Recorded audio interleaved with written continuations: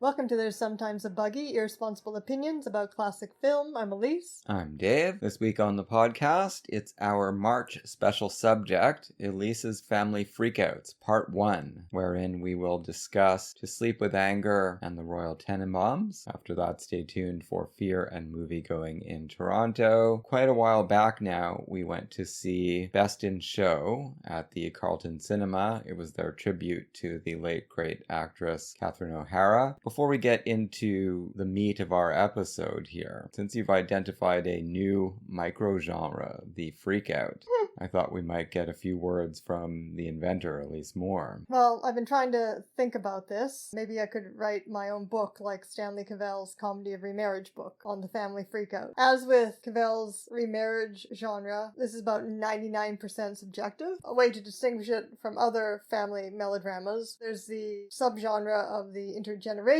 family melodrama, and I think that the freakout needs to take place within a more concentrated period of time that has to generate the intensity of the freakout within the drama. So an episodic account of a family's development over the years leaves too much space. It just doesn't create the pressure cooker environment. Ideally, a freakout would take place in one setting, and several of our films do that. Royal Tenenbaums, mainly taking place inside the family home, a very unique family home. To Sleep with Anger, much of it taking place within the family home. You may as well let people know what the upcoming freakouts will be as well, because you've got 3 episodes. We'll be unfurling them throughout 2026. Sure. Written on the Wind and Manchester by the Sea are next in May. Written on the Wind, again, takes place largely inside the family home. Manchester by the Sea, I think I've only seen that movie once, so I can't remember the settings exactly, so that'll be interesting to revisit, but it does all take place in a small town. We're saving the most massive, exhausting freakouts for last. Long Day's Journey into Night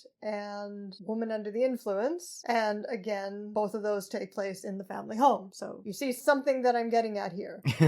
But I do think there probably have to be more than 2 family members involved in the freaking out, or otherwise Jean Dielman would qualify, which is very concentrated in both space and time. Manchester by the Sea is going to be the most ambiguous thing here because I don't remember it very well. But what I do remember about it is extraordinary levels of intensity in it, which is why I think my micro-genre here has a lot of overlap with horror movies. Like Stanley Cavell, after we do all of this, maybe you're going to have to do some glorious backtracking and rationalization in order to shoehorn a chosen film into a very small micro-genre. Pursuits of Happiness, half the movies aren't even really about remarriage, and that book works tremendously in part because Cavell does gymnastics in order to argue for their inclusion. It's a good exercise for the mind. Well, the comparison point here would be the freakout. So how can you have a freakout movie without a freakout is the question. You can have a remarriage movie without a remarriage, but can you have a freakout movie without a freakout? That would be, wow, the mind boggles. But yeah, as I was saying, there's overlap definitely in my conception of the family freakout with horror movies, so I would include a couple of movies that we've done for Halloween episodes or are going to do, Bigger Than Life, Cries and Whispers. As always with our special subjects and other series, at times a film that would fit perfectly in one sequence has already been claimed by another. And when I tried to describe this series to my colleagues at the office, one of them said, which I thought was kind of inevitable, oh, you mean like Hereditary, which is a perfect example. Just like, 20th Century is a perfect example of a remarriage movie, Howard Hawks' 20th Century. But Cavell just doesn't like it. It doesn't have the tonal qualities that he wants. It doesn't have the rich qualities that he attributes to the couples in the ones that he does like. Similarly, I just don't happen to like Hereditary, but otherwise it would be a perfect example of the genre. The Shining also would be a good example, but again, I just don't like it. Throw some other family melodramas at me and I'll tell you whether I think it's a freak out or not. A lot of them that come to mind, they really do have that Edna Ferber generational saga aspect to them. What about Home from the Hill? Because that is pretty much entirely set in the present day, although, it's deeply embedded in this past that we hear about. I feel like they're not freaking out enough. They're freaking out quite a bit. Well, this is a subjective quality. I like Home from the Hill, but I feel like it doesn't have that perfect cries and whispers intensity to it. What about some Woody Allen movies? Well, what about It's a Wonderful Life? Yeah, but he's the only one that's freaking out. Well, until he freaks everybody else out at the end. But yeah, you're right. I think there have to be like several people who are freaking out, and then it has to spread like a contagion to the entire family, or the entire family has to be the problem. There have to be several vectors of antagonism. Yeah, and then it has to like spread like a disease through the whole family. The whole family has to become a pathological unit. I mean, there can be one person that is central instigator. You'd have to admit that, because both of our movies this week have that. If you're out there listening and you have your own idea about what this microgenre should contain, please let us know. We'll get started with To Sleep with Anger. Both of our movies this week are new comparatively for this podcast. We don't have a coffee table book to reference, so I'll just use the little write-ups from Letterboxd. For this movie, made in 1990 by Charles Burnett, we have an enigmatic drifter from the South comes to visit an old acquaintance who now lives in South Central LA. And the cast list: Danny Glover as Harry, the enigmatic drifter, Paul Butler, Mary Alice, Richard Brooks, Carl Lumley, Cheryl Lee Ralph, Bonetta McGee, and Ethel Ayler. That seems less like a plot description than a premise. Anything can happen from that premise, and Burnett kind of shows us how true that is. We haven't actually discussed any Charles Burnett films as central text, but we did talk about Killer of Sheep in a Fear and Moviegoing episode at one point. Yeah, and we talked about Charles Burnett's very cagey appearance, discussing the film, and how he very obliquely gave a lot of insight into its themes. Yeah, that was a really interesting night with Charles Burnett. This is my favorite Charles Burnett film. I've seen many of them. Killer of Sheep, My Brother's Wedding, The Glass Shield. I'm looking at the filmography here. I feel like I've never even heard of Annihilation of Fish before. I don't know how that's possible. It's got an interesting cast list. It sure does. And an interesting plot description, so maybe this has to go on the schedule. How did we miss that one? We saw The Night John, which is a TV movie made for Disney. So a lot of the television stuff I haven't seen. I guess I can't really say I've seen most of Charles Burnett's films, but I've seen several of them. And of the ones I've seen, this is my favorite. This is sometimes in my top 10 movies, actually. It's so completely unique in tone. And I guess it has some crossover with Southern Gothic authors like Flannery O'Connor. It's a great movie. Notably, his first film made with professional actors. Right. It's the first time he had a decent budget, and it's quite a large cast. They're all excellent. Yeah, and some of them are legendary, such as Danny Glover. Yeah, Mary Alice as well. It was making me think on this viewing, because we just a few months ago saw Shadow of a Doubt again in the theater. I was seeing resonances with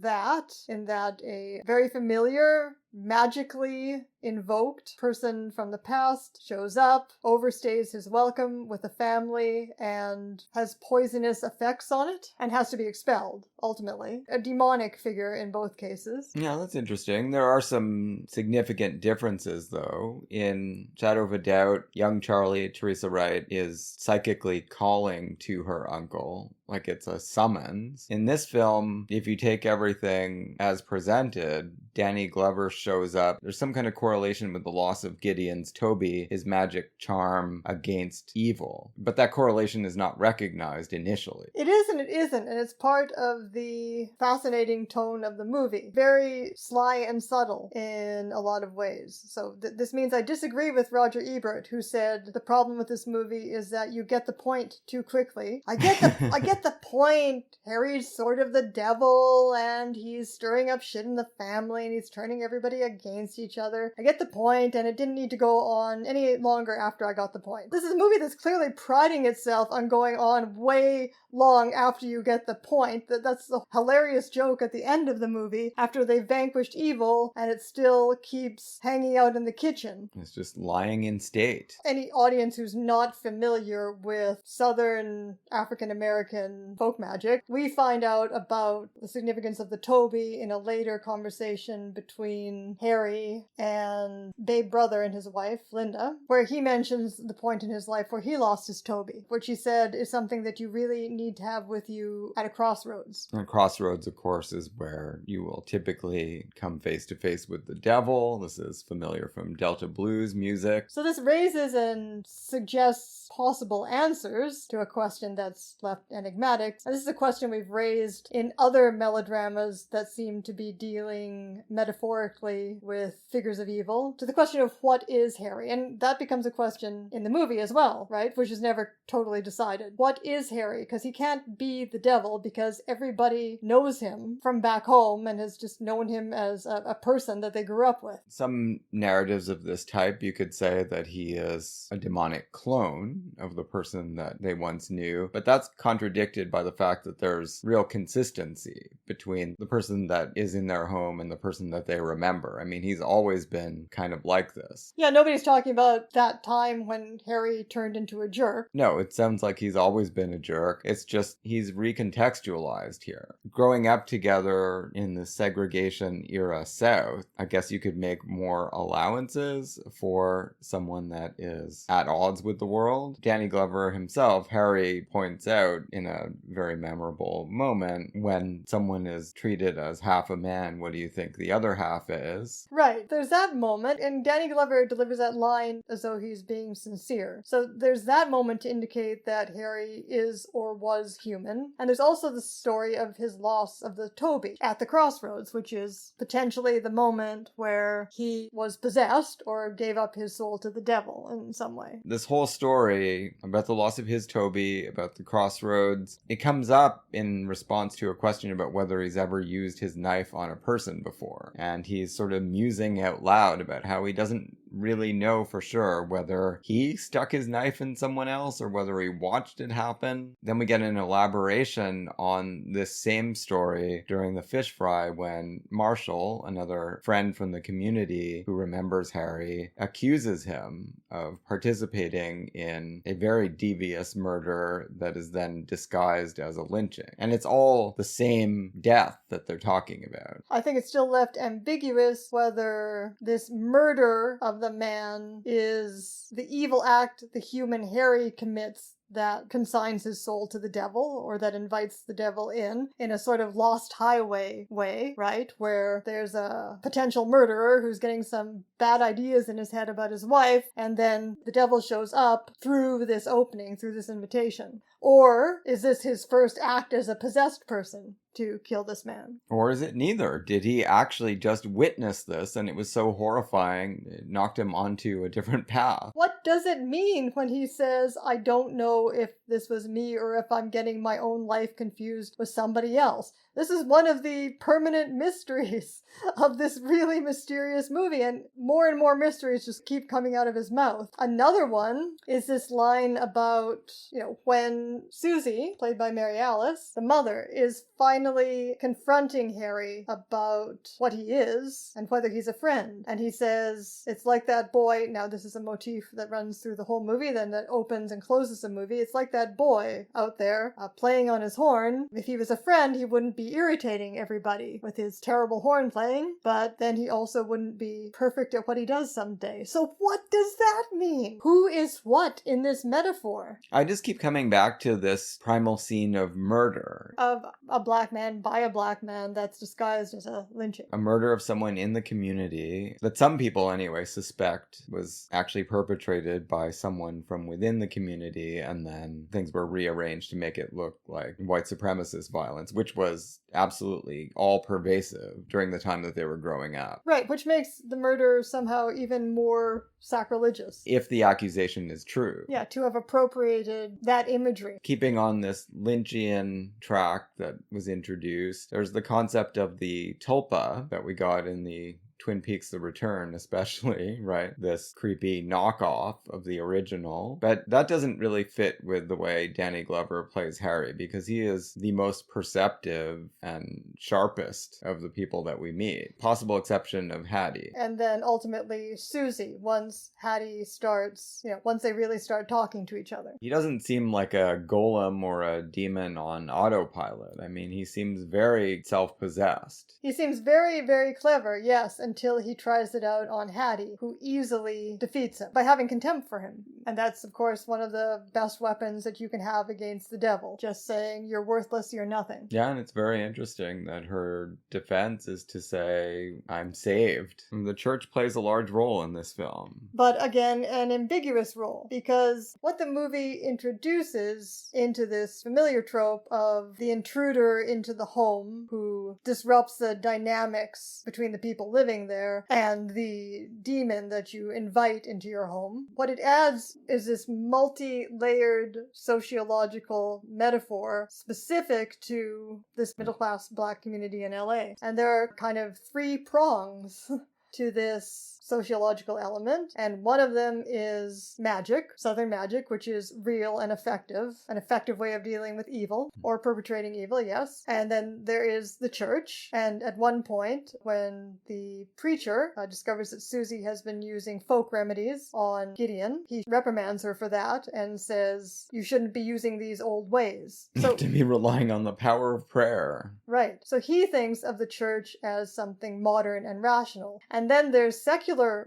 modernity, represented primarily by Linda, Babe Brother's wife, and Babe Brother himself is moving in that direction, but obviously is torn in many directions. None of them being the church, however. But the church also seems like it can be an effective way to deal with evil, as in Hattie's claim that she's saved, which completely protects her against Harry without any problem. And later, when he's again egging her on at the party, tries to get her to sing body song. Yeah, and instead she sings a spiritual, right? So it can be an effective way of dealing with evil, but then the preacher can also be a figure of fun, as at the end of the movie where he's sleeping, the way in which Gideon, the patriarch, has unconsciously invited Harry in. One, by the loss of his Toby, but also by his storytelling habit. And he starts telling this naughty story, this sacrilegious story to Susie while the preacher sleeps. And we never hear the end of that story because she shuts him down. Right, she keeps saying to him, well, first of all, she says, I don't want to hear a story. Well, particularly, we get the feeling after all they've just been through. Yeah, of course. I don't want it. But Gideon doesn't remember any of this because he was out for all of it. He was in a freaking magical coma. A magical coma. She tells him, first of all, I don't want to hear any stories about black people in hell. And then he's like, okay, fine. It can be anybody. It can be white people, whatever. And then she's like, I don't want to hear stories about anybody in hell. Storytelling in itself, like this movie, is a way of inviting evil in too. And it's, I guess, well, you tell me, Dave, why would storytelling invite evil in? It opens up a wide range of possibilities. If you're trying to make sense of the world that we're living in, and the world that all of our characters here grew up in and are continuing to deal with, you can't help but posit the existence of evil. And if you're doing that, well, don't be surprised if it actually shows up. Yeah, storytelling introduces ambiguities and all sorts of unconscious energies that are open-ended, right? And so you can't control them. What Harry represents, he's clearly not exerting a good influence on anybody, but if you break it down line by line and scene by scene, often he's talking good sense and he is speaking the truth about situations that a lot of the characters would prefer not to analyze. The tradition that you get in something like Devil and Daniel Webster, where Walter Houston as Mr. Scratch is puncturing pieties left and right, and there's no arguing with him when he talks about, of course, the demonic is an essential part of American history. I was there through a litany of sins that are easy to recount from American history, and what Danny Glover is doing is explaining to various sanctimonious family members that we actually like, so it's hard for us to hear, but nevertheless it's hard to argue with. For instance, when he confronts Vonetta McGee as Pat, who spends one day every week helping out at a soup kitchen, and Harry mentions that's not a way to alleviate the greater problem of hunger and poverty, and she agrees to that. Now, Harry, his motives, he doesn't want to widen the discussion to incorporate analysis of the societal level that is producing this epidemic of want and hunger. All he wants to do is make sure that she knows that what she's doing is really for herself, and she should feel bad about that. And the way that he brings that home is that, you should adopt someone, one of these people that you're feeding occasionally, and just take full responsibility. Right, so he's basically saying, if you don't act like Christ, don't bother to do anything. And likewise, when he goes after Junior, the older brother, well, he's the good one. That's his self-conception as well, and that's what Danny Glover goes after, right? You're always talking about how Babe Brother is useless and doesn't do anything, and you are the responsible one. Well, you're just trying to make yourself feel good. But this kind of talk brings us back to another one of Harry's great lines, again in that dining room table discussion where he talks about losing his Toby, and about his knife, where he says, I don't believe in sin, but I do believe in good and evil is something that you have to work at. And I wonder if that somehow connects to this other line about the boy who's blowing on his horn. Like, he's accusing all of these people of not working hard enough at being good. They're not perfecting themselves the way he is. He has, in a way, perfected his art. A weird pairing of the figure of Harry and the boy with the trumpet. Yeah, and the other part is Sonny, Babe Brother's little boy, who is a major point of contention in the family conflict. And he, interestingly, despite his father's attraction to Harry, he's never attracted to Harry. He sort of unconsciously curses him with this broom as soon as he enters the picture. Everyone else is busy welcoming the devil into their home, and Sonny is deploying the antidote, but it's abortive at that time. So, in a way, you could see this whole movie as being a strange fairy tale about adults from this little boy's perspective, just like you can see Killer of Sheep as being a weird tale of adulthood seen through the eyes of the children in the movie. Right, and of course a lot of that draws on Burnett's own childhood memories. And then at the end of the movie, the broom is there looking on while Sonny's marbles kill Harry. Yeah. But there's also a connection, I think, made between Harry and the harsh medicine that he works on the family and the figure of Christ, because in the one church scene that we get, the preacher is quoting from a particularly counterintuitive passage from the Bible, one that Flannery O'Connor also loves, where Christ says, I do not come bearing peace, I come with a sword, and I'm going to divide all of the family members against each other. And then there's a pretty important moment in which the figure of Christ plays a different role at the freak-out climax of the movie, the family freak-out of the movie, in its concentrated essence, where a sort of sword comes into play. The antagonistic brothers who've been on the verge of physical conflict throughout the movie, it finally comes to pass. And Susie, who's been awakened to her own power now that Gideon's, the patriarch, is in his magic coma, and Hattie has had a discussion with her, saved Hattie, she decisively intervenes in this conflict and wakes them up. She obtains stigmata. Yeah, through obtaining stigmata, through the use of this knife, which is... It's an incredible scene. Which is Harry's knife. That Junior, the good brother, picks up to kill Babe Brother, the bad brother, although it's Babe who brought it into the house. Under the mesmerizing influence of Harry. It's actually similar to the way you were talking about the Jean Dielman scene. It's because the knife is there that he picks it up and is going to do this. It's really interesting that that scene comes at that point, because he was kind of in the process of shaking off Harry's influence by then. The apparent crisis point comes when they're walking out near a river. They find a dead hawk or something. Babe Brother says, I think I hear my son calling to me. And I mean, this is after incredibly traumatic scenes at the Babe Brother house. He's been seemingly on a trajectory of ditching his family entirely in order to fuck off to the south and have adventures with Harry, evil adventures. Sure, but in the meantime, he's turning into an abuser and turning upside down this modern household where his wife, who seems to have the better job than he does and also to work more than he does, has been kind of bossing him around since he is very passive and sort of incompetent, as his own family thinks. Potentially final scene of their married life is just appalling. It's an incredible study in degradation. right, without doing anything all that graphic. Just showing her having to serve all these courses of a meal to Harry and his resurrected corpses. As she calls them, where it looks from the editing like she is just dumping meat and then salad on top of meat and then kind of throwing slices of cake on top of that. And one of the things I love about the movie and love about this scene is that these ancient guys from the old neighborhood who've become these cronies of Harry's again seem like they're part of a demonic banquet in this scene, but then at the end, after Harry dies, they're still hanging around. They just are like normal old guys. Now, he brings out some unwanted tendencies in some of these guys, right? Like the guy that, I mean, he's been talking this way for years. We get the sense that he wants Susie. It's only under Harry's influence that he thinks to show up and make a preemptive proposal of marriage in order to get first in line in the event that Gideon should die. And this is fascinating as one of the acts of evil committing in the movie, because it's really just an act of extreme gaucheness. He says, I'm a lodge brother of Gideon's, and it's our practice to make sure that, the wife is taken in by another brother. And she's just looking at him with cold fury.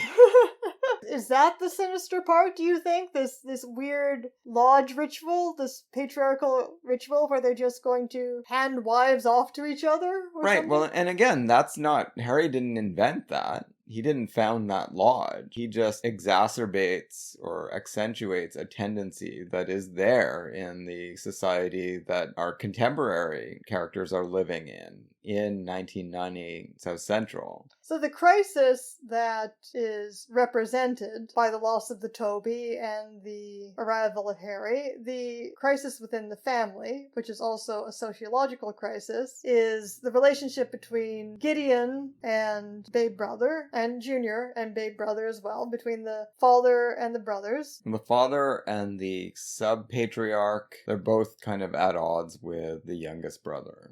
And then, as I already mentioned too, Babe's own feelings of conflict with modernity, where he doesn't feel like he fits into modernity because he doesn't have, his patriarchal place is lost now that women are equals. And he is oppressed as a black man, so he, as he mentioned several times, talking about money, show me how to make money. He feels like the American dream isn't open to him either. There's no place for him to go for spiritual meaning because the church has nothing to offer to his generation either. Well, I mean, it does to Junior, but it doesn't to everybody. It's not an inevitable option anymore, right? Right. So where is he going to turn? Well, and that's the point at which you may turn to evil, which is just, among other things in this movie, it's toxic masculinity. Yeah, it's manosphere garbage. I mean, Harry could be a major YouTube influencer.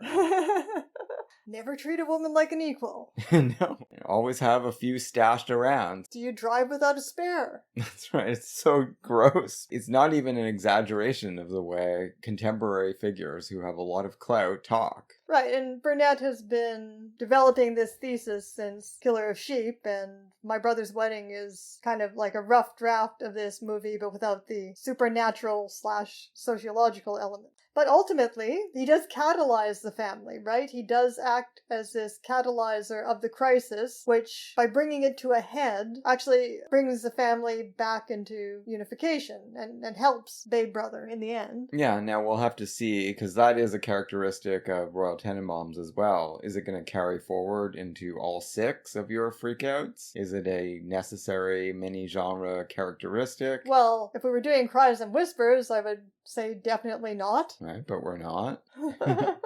But no, these two definitely wind up with increased understanding between the family members after a kind of dark night of the collective soul. Right, but then you also find Gideon slipping back into those old habits that we were talking about. They're likable habits. I really enjoy Gideon. And his stories, of course. But that's the thing, the movie doesn't have a definite thesis about any of the elements or any of the metaphors that it raises. It's not prescriptive. What it shows this family and this neighborhood dealing with overall is this relationship with the South, right? As a place where they locate their identity, but a place that also carries the burden of the evil of slavery. Slavery and And Jim Crow. Yeah, and the trauma of those things. And so the movie doesn't end up saying the South is bad or the South is good. Magic is bad or magic is good. The church is bad, the church is good. Modernity is bad, modernity is good. It doesn't come down definitely on any side, on anything. Stories are bad, stories are good. They're clearly both. Yeah.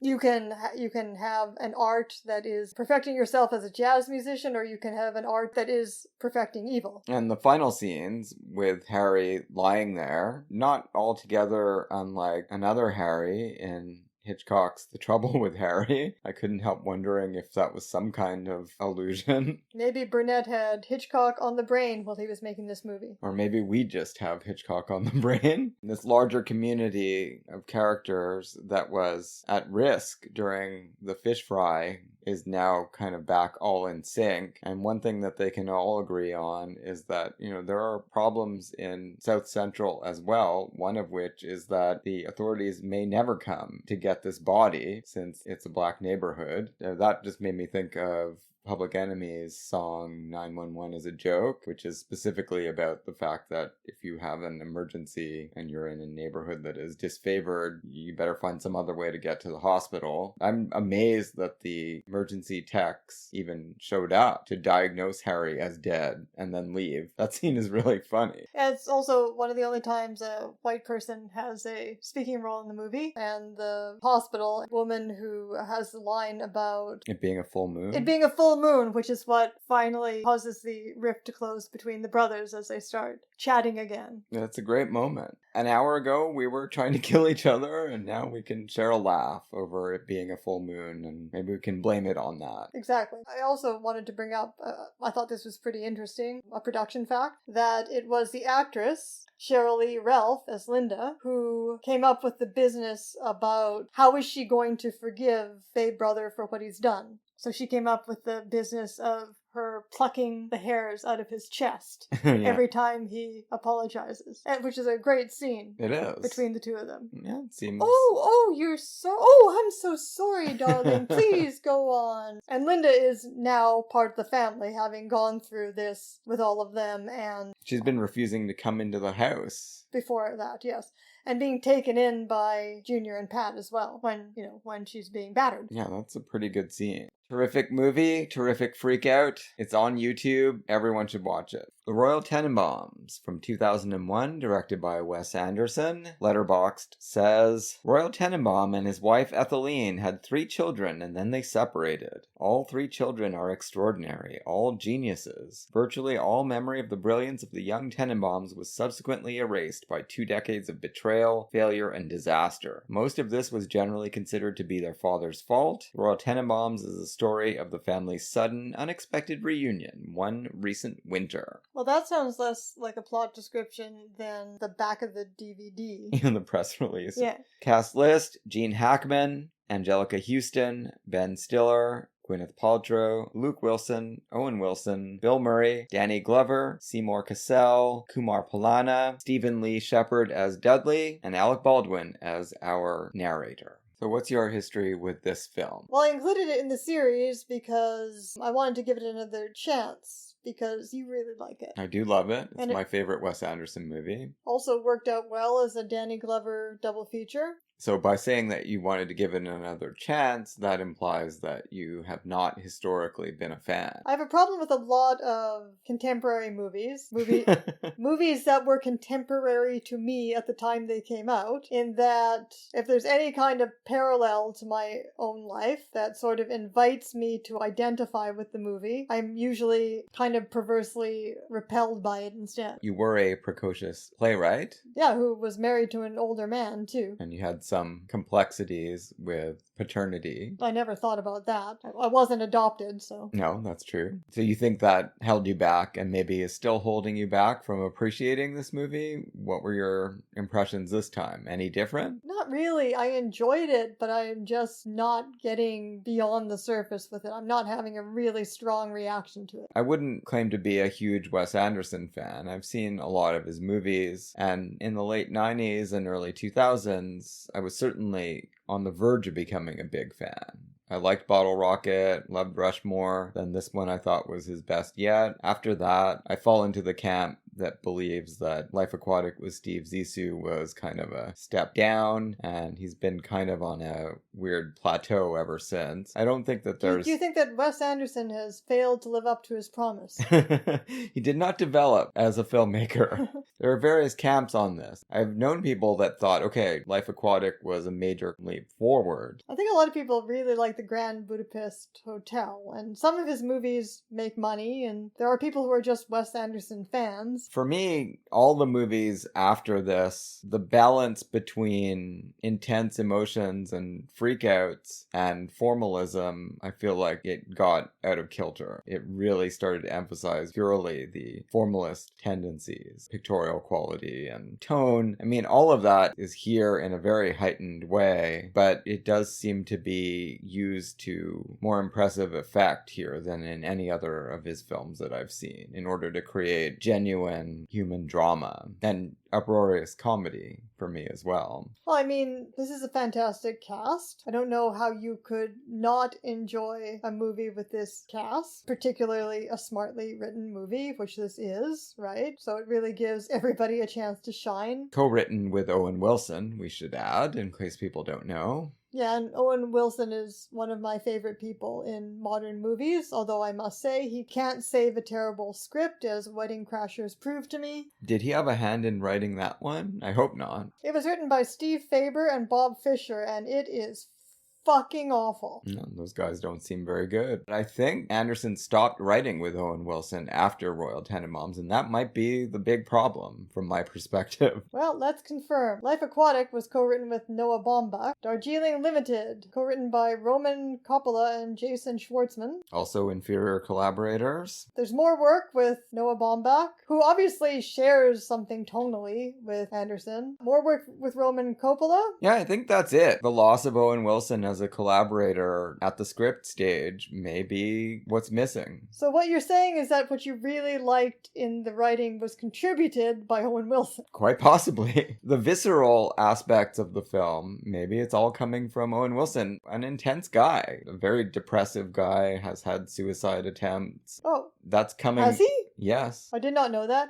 I love Jason Schwartzman as a performer as well, but maybe he's not as good a writer. Yeah, I mean, Noah Baumbach has made some good movies, but I just think the alchemy of Wes Anderson and Owen Wilson, that's what I prize in those early films. Yeah, I mean, I would probably agree. I haven't seen all of the later ones, and I've only given a cursory watch to the ones I have seen, but certainly the first three have interested me more than the rest. Good. So we're on that same page. But let's get into this as a family freakout. So I'm watching this movie and I'm thinking about what does it mean to be a prodigy as a metaphor, particularly in this movie, and how is it connected to this family freakout genre? And why is Anderson in this early phase of his career, or is it Owen Wilson, so interested in this figure of the failed prodigy in particular, when these are two successful adult human beings, right? But clearly what the failed prodigy is standing in for in this movie is stuckness and a regression. But the reason for the regression and the reason for the stuckness is because there's an attraction pulling you back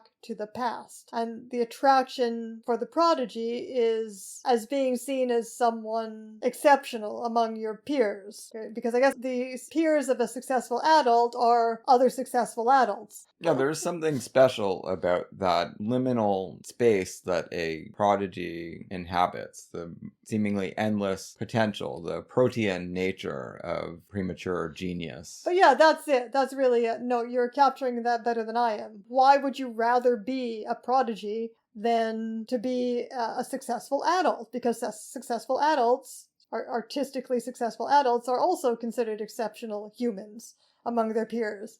Well, the answer is because the prodigy, everyone is looking toward the future where they're going to fulfill this limitless potential. Yeah, this idea that they could become anything, something unprecedented. Whereas if you're a successful adult artist, you have become one thing. Yeah, exactly. And so they're all being gravitationally pulled back to their pasts.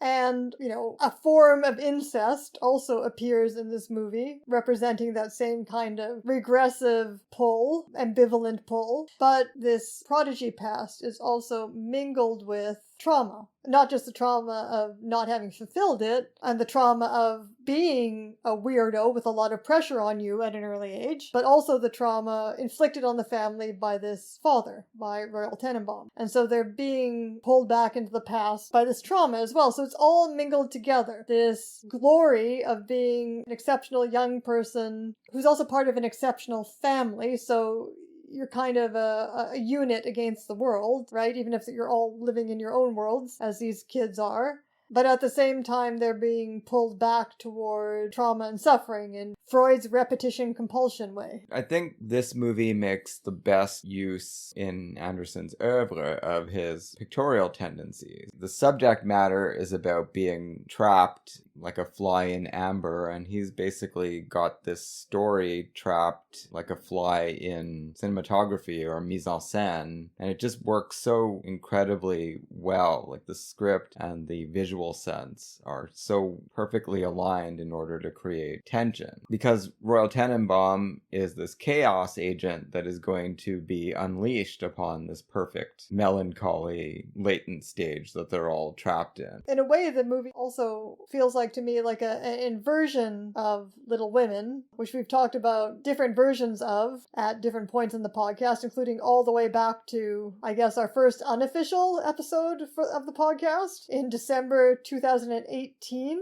It's back when we were mostly doing comic books. Yeah, but there we talked about Meet Me in St. Louis and the 1949 Little Women. And every time we talk about Little Women, I'm sure that Gillian Armstrong's 90s version comes up, because I think that is our favorite version, maybe alongside the Hepburn one. Those are the two best ones, I think, and we haven't talked about either of them as main episode subjects. But I feel fairly confident that if one wanted to go back and refer to those Little Women mentions on the podcast, I would have talked about Louisa May Alcott's story as being about a reluctance to grow up, a desire to stay within the family matrix, even though there's conflict within the family. And this is even more the subject matter of the Royal Tenenbaums. But what's interesting is, other than the incest pair, we have this family wanting to be together in this home, but they don't actually interact with each other or show each other a lot of love. And there's some conflict between them, but the siblings don't actually do a lot of interacting with each other, is the impression I'm left with. There's way more interaction between them and Royal Tenenbaum, or even Owen Wilson's character.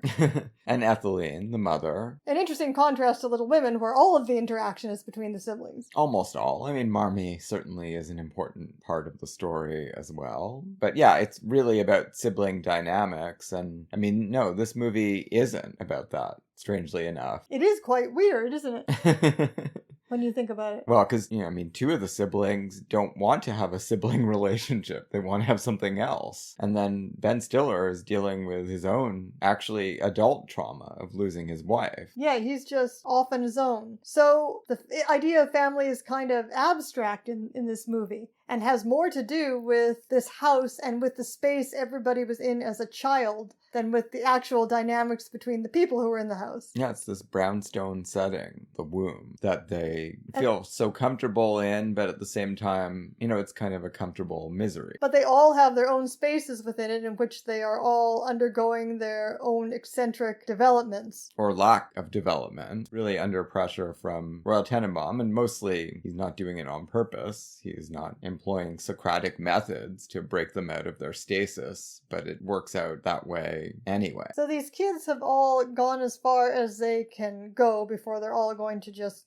collapse from their trauma. When they do, they all retreat back into this home where their mother is still living. The mother is also fixated on the past, meaning her husband, since they still haven't gotten divorced. But she is trying for the first time to move on with Danny Glover's character, who's been her accountant for 20 years and also teaches bridge class with her. And then, in a way that's sort of similar as a dramatic premise, as we've been alluding to, Royal Tenenbaum as milder kind of trickster than Harry, but definitely with some very real problems. I mean, if you put him on paper, this is a very sinister character. I mean, he's a serial philanderer, which is not punishable by death, but it's not great. He's also an embezzler who stole his 14-year-old son's fortune.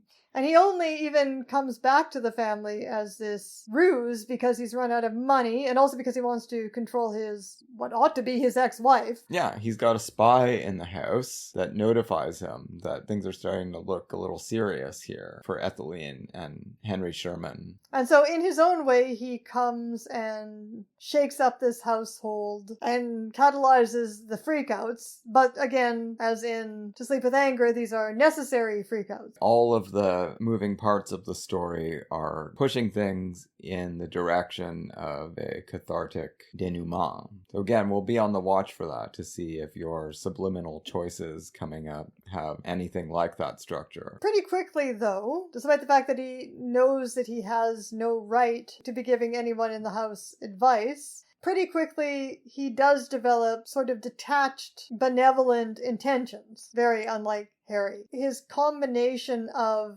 being a complete outsider and his sense of patriarchal entitlement together create the conditions for him to observe what's going on with these characters objectively and also tell them what's wrong with them. And telling them in a more productive way than when they were kids, because as much as this is mostly taking place in the modern day, 2001, when the film was made, there is this extended prologue where we see what was going on with the kids when they were in their early teens, and it's not good. His treatment of the siblings comes in for serious indictment during that period. He is favoring Richie, Luke Wilson, taking him out on all kinds of excursions, like dog fights, leaving the other two kids at home, mercilessly belittling the imaginative stage productions of his adopted daughter, Margot. One of the funniest scenes where someone's asking him about... Well, it's Chaz who's asking him. And he's like, what characters? Just a bunch of kids dressed up as animals. And then shooting Chaz during a playful BB gun session out on Long Island, it looks like, when they are supposed to be on the same team, and then cackling, there are no teams! I mean, these are episodes that could be construed as truth-telling, but very, very counterproductive truth-telling. And he does find a way to do it in a more constructive way when he comes back. So what is the basis for this, though? Does he just not care about his children at all? Originally? Yeah. It seems like it, yeah. When Etheline calls him on that, that's a great scene. Like, why were you like this? Why didn't you care? He doesn't deny that. He says, I don't know. I don't know what was wrong with me. He admits that he really had no feeling for these kids, except for Richie in some ways as a sidekick at blood sports. Sure, but he completely abandoned Richie as well. I guess he did follow his tennis career, we find out. But was he there as a person? Well, clearly not. He was having his own adventures. He's obviously been just a small-time grifter ever since losing that court case to his teenage son. And he's really come to the end of his rope by the time we meet him. He's being evicted from the hotel that he's been living in, Dorothy Parker style, for ages, and he hasn't paid any bills in who knows how long. But he's not psychologically manipulative, sociopathic, abusive father who's like taking delight in being cruel. He's just completely thoughtless and self-centered. And doesn't seem to ever really regard any of them as children. No, and that's one of the pitfalls, I guess, of dealing with precocious geniuses. You start to think maybe, well, yeah, they can take it. You think you're a genius? Well, I'm going to tell you, you just put on a really stupid juvenile play with kids dressed as animals. Do better. And these are just offhand comments. And he continues to make these throughout the film. This is just his style. I mean, it's just a beautifully written character. And Gene Hackman, it's one of the best performances in a career littered with great performances. Right, because he's very fun. Nobody's fun in this movie. Only Royal is fun. Well, Owen Wilson's kind of fun, but they've all got problems. He's got mescaline. Royal is high on life, and he just continually says inappropriate things that I think still really work as laugh moments, right? When talking to Ari and Uzi about, asking them what they think about their father forbidding them to see their grandfather, and he's like, I guess it's just a fuck you to the old man. It's just hilarious. And these little kids, in contrast to Sonny's reaction to Harry, these little kids immediately like him because he's fun and because he's not their father. Anything he says to them, they don't give a shit. No, and what their father's been saying to them, at least for the past year, has been get ready for doomsday. So yes, Royal offers an interesting alternative to that. And I guess his alternative to all of the children, in his selfishness and self-centeredness, is that he's not capable of being morose. No, nothing really gets him down, and the things that have happened to him should get him down. And yet, like the rest of them, he is also ultimately pulled back to this home and back to this family. He cannot escape the Tenebaum orbit either. No, and I think Angelica Houston, even though she doesn't say much in the movie, she is the key. She's what makes this home so attractive to all of these people. Right, but it's hard to say what role she's played in everything. Well, she's an enabler, right? And that's not always great, right? She's sympathetic to everyone. She gives people way more than the benefit of the doubt. Well, he's the one who caused all the traumas, but he's also the one who knows how to stop them. And we did watch some of the material on the Criterion DVD that I have, where she makes it fairly clear from everything she learned during the pre-filming stages that she's playing Wes Anderson's mother. Right. And she's the magnetizing element. And what do they want from returning home? Well, they want her comfort. They want this fantastic house, which we cannot underestimate as a fantasy space that you would never want to leave. It's like a you can't take it with you house. And because she's the ultimate enabler, she's the one that has given it that character. What do you mean a you can't take it with you house? Well, that's true. If people aren't familiar... Well, I am familiar with the movie, but I'd like to know specifically what you mean. Well, the Kaufman and Hart play in the Capra film, everyone does exactly what they want in that house. Yeah, but that's not making these kids happy. No. Because they're not just doing what they want freely, like Spring Byington in that movie, You Can't Take It With You, endlessly writing terrible plays. They are doing what they're doing with pressure on them to be great. Yeah, but I think what this movie is saying is that what these characters need to learn is to want something at least slightly different from what they think they want. What they think they want is to be melancholic, little arrested 12-year-olds. Well, then what do they really want? They want to be slightly less melancholic adults, and that's where the movie leaves them. I mean, we can talk about some of the other people in the Tenebaum orbit, starting with Owen Wilson's role. So, I mean, here the Little Women parallel is extremely glaring. He is the Laurie. He wants to be part of this family. His character also kept making me think about the little weirdo in The Human Comedy. Lionel. Who loves his book so much even though he can't read. Who keeps showing up at that household. All them books. So Owen Wilson... He lives across the street in another brownstone when they're kids. His parents were left to assume that they just neglect him. And he has also stayed in a state of arrested development because of knowing this family. But his arrested development isn't thinking of himself as a genius, it's thinking of himself as a non-genius. And this has proved to be a self-fulfilling prophecy because he's become a successful novelist and a professor. But Gwyneth Paltrow says your reviews aren't that good. He's considered a mediocre talent. Owen Wilson's scenes are truly remarkable in this movie. Oh, he's so funny. The interviews about his literary output. What history has always told us is that Custer died at Little Bighorn. What this book presupposes is that... Maybe he didn't? Maybe he didn't? And that's the face that he makes when he says that. And everything is so soft-spoken. The first time I saw Owen Wilson in a movie, it was Meet the Fockers, of all things. I had never seen him in anything else. He was just this meteor of originality. An actor with such profoundly strong vibes that are just from, like nobody else's, that are just from outer space. Like the Jack Nance of comedy or something. You saw that before seeing any of these Wes Anderson movies? I believe so. Or at least he didn't make an impression on me until Meet the Father. Weird. He is in this clandestine relationship with Gwyneth Paltrow, and everyone admits as the film goes along that it's just an extension of the weird sibling incest plot that's going on between Gwyneth Paltrow and Luke Wilson. Yeah, well, it's a way to make himself an honorary family member for him, and for her it's like having sex with her brother by proxy. Meanwhile, poor Bill Murray is being cuckolded many, many times, as he says. You have made a cuckold of me. But yeah, he's one of the two people in the movie who, well, what am I saying? Pretty much everyone gets an enormous freakout among the siblings other than Gwyneth Paltrow. She doesn't get a big freakout. She's got a very deadpan approach to life. Catatonic, you might say, although she does come alive a little bit in scenes with Luke Wilson. The scene after his suicide, I think, is excellent. I know that we differ on Gwyneth Paltrow. I actually am a fan of several of her performances. How did you feel about her in this? Well, I think it's a good role for her. I mean, I think she's a fine actress, but I always had trouble with her persona because in most of her movies she seems like kind of a drip, like a morose sad sack. And so that's, of course, tonally perfect for this movie. I think this and Great Expectations are the best uses of Gwyneth Paltrow. Well, yeah, because what's her name? Estella? She's, supposed to be this great beauty, but she's also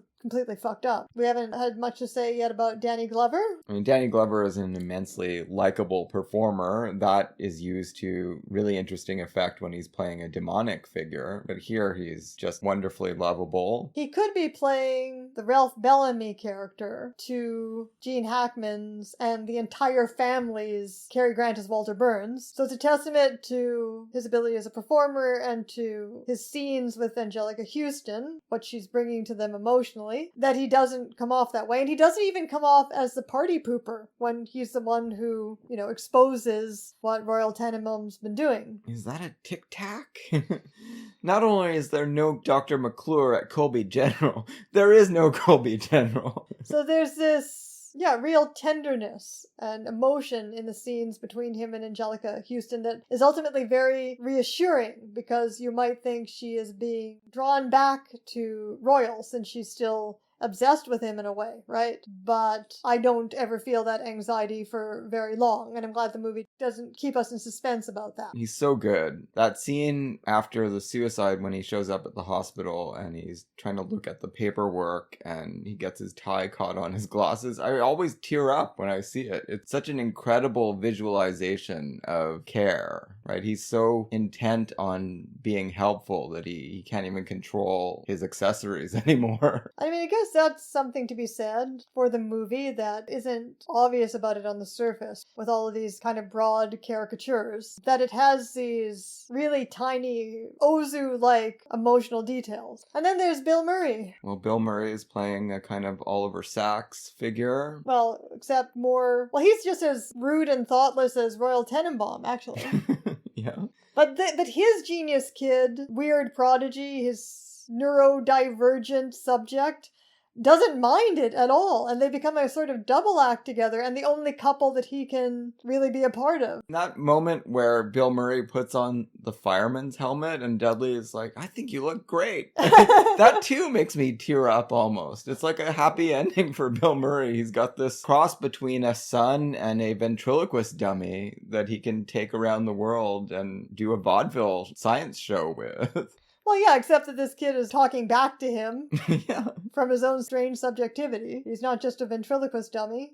But this is an imagination of an ideal, I guess it's kind of a chip off of Rushmore, but it's an imagination of an ideal father-son relationship where Murray has these morose tendencies, but not in relation to this son figure, only in relation to his wife. No, he's endlessly energized by Dudley's. Yeah, and so this is kind of an imagination of an ideal father-son relationship where nobody ever got hurt feelings. Good Lord, no, the boy can't tell time. Am I colorblind? But ultimately, the trope it fits within, or maybe let's say the human fantasy it fits within, is of the abandoning parent who caused all your trouble coming back and not assuming the place he's never had at the head of the household, because that would be impossible and regressive, but nevertheless healing the trauma. He contributes something. You can find less eccentric versions of this in the history of Hollywood movies. The movie it maps on to, not perfectly, but some very interesting parallels with Daughters Courageous. Sure, and that would be a family melodrama that probably wouldn't be categorized as a freakout. We've never talked about Daughters Courageous on the podcast, but we will one day. And there's also one that we have talked about on the podcast, All I Desire, with Barbara Stanwyck playing a mother of this type. Unfortunately, it's a very flawed Cirque melodrama, but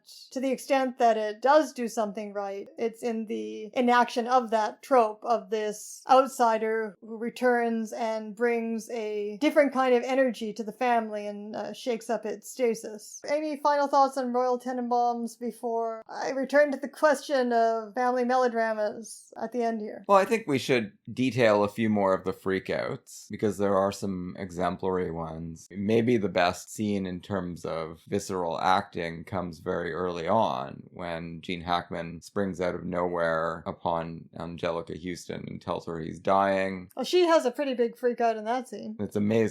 It's almost similar to my strongest memory from Manchester by the Sea, when there's a sudden freakout on the street between Casey Affleck and Michelle Williams as his ex-wife. Sudden flare-up of intensity. Yeah, a very tender one, too. Not where you're necessarily expecting the scene to go. And she's like, what's the prognosis? Where's the doctor? So intense that Gene Hackman, who's shown up with a plan to pretend to be dying, momentarily recants and tells her, no, wait, I'm not dying. And then he realizes when she punches him that it's not going to work. I mean, he has to go back to the original plan. But it's just such an incredibly funny and traumatizing scene to watch. Right, and it really shows you what Wes Anderson can do as a director when he's got great actors and also real stakes in the comedy. Indeed. Owen Wilson, I think you'd have to call it a freakout, driving a car at full speed into a brownstone. Well, that's one of the biggest freakouts, along with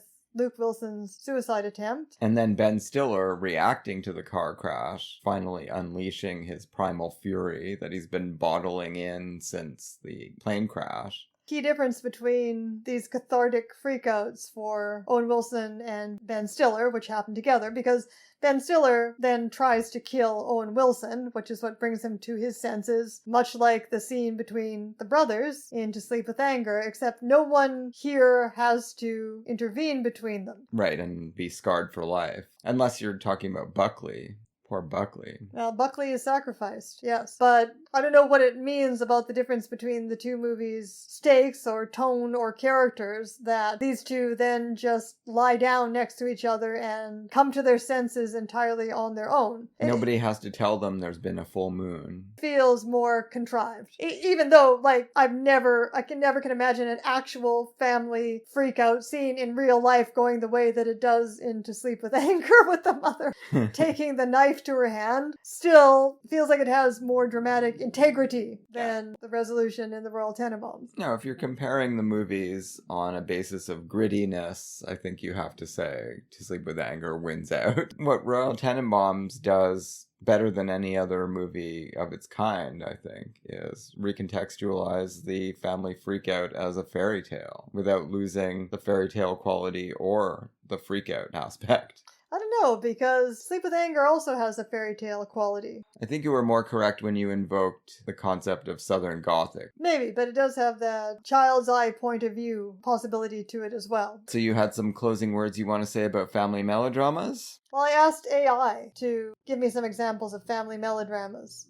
And one of the ones it brought up was Tokyo Story. And that made me think about our recent Neruda retrospective at TIFF Lightbox, and how definitely some of those movies could be characterized as family freakouts. Like, certainly older brother, younger sister. I think we invoked the term family freakouts in that episode. Did we? But then there's that other Neruda, that terrific family melodrama with Sasuke Hara and the vacuum cleaner. Daughters, Wives, and a Mother. Right, which was what the retrospective was named after. And that to me seems like a family melodrama that's not a family freakout. If you see what I mean? And there's not a lot of yelling. Yelling isn't the only way that you have a freakout. I don't think anybody yells and cries and whispers. They cry and whisper. If I were Stanley Cavell and I was trying to include movies in my definition that, like I said, are family freakouts without a freakout, like a comedy of remarriage without remarriage, maybe I would include Late Spring. But that's only two people, unless you bring the aunt into it. We're going to have to continue to work on that definition or that criterion. Is it necessary to have more than two people? Which Manchester by the Sea also brings up. In which case, then I'd have to revisit the question of whether Jean Dielman could be considered a family freakout. Okay, before we go, let's talk about Best in Show, the Carlton Cinema's presentation in honor of Catherine O'Hara, who died about a month ago. I'd never seen this before. And I think you said you had never seen any Christopher Guest movies? I might have sort of sat through Spinal Tap at one point without paying much attention. He didn't direct that, but he wrote it. These were quintessential Gen X indie movies, right? Yeah, I hated those. Waiting for Guffman, A Mighty Wind. I'm pretty sure he's made other movies. I haven't seen them all. I've never described myself as a diehard fan of Christopher Guest, but I like the movies, and I always like going to see a film one block away from our home for $5. This doesn't seem much like a quintessential Gen X movie. Well, the comedians are considerably older than Gen X. Well, yeah, I'm not saying that the subject matter is Gen X, but they were a part of the fabric of indie film going in the 90s. And you got Parker Posey, who is the patron saint of Gen X. She the same age as us? She's got to be older than us. She's a little older, but anyway, how did it strike you? Well, I don't understand Second City or SNL comedy. I was watching Kids in the Hall, so I don't know this comedy. And you really feel like that's what this is? Because Christopher Guest he was never part of Second City. Well, Catherine O'Hara and Eugene Levy are. True, yes. He was involved with Saturday Night Live, briefly. All I'm trying to say is whoever's comedy this is in this movie, it's not something I really understand or am drawn to. For the most part, it's not funny. Okay, well. I don't know if actual improvisation went into this movie, but it feels like these are all seasoned comedians and comedy actors who are playing off of each other and kind of improvising their characters and relationship. That's what it feels like. It's super, super, super, super, super low key. I don't find it funny very often. It seems to fail more than it succeeds. At the same time, I quite enjoyed the movie just because it is so sweet and good-natured toward almost all of its characters, most of whom are probably not by coincidence underdogs. Yeah, the only two people that come in for real censure are Parker Posey and her husband, who met when they were sitting at Starbucks kitty corner across from each other and hate their dog and blame everything that goes wrong in their life on this poor pooch. And actually, that is similar to Kids in the Hall, which